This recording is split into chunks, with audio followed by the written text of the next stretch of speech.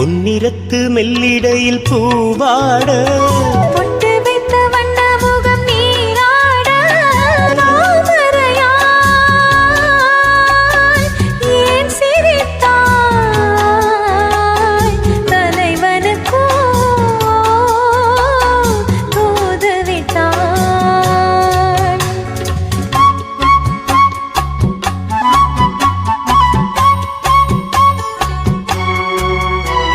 தலையை விரித்து தென்னை போராடுதோ எதனை நினைத்து இலை நீராடுதோ கண்ணி உன்னை கண்டதாலோ தன்னை எண்ணிக்கொண்டதாலோ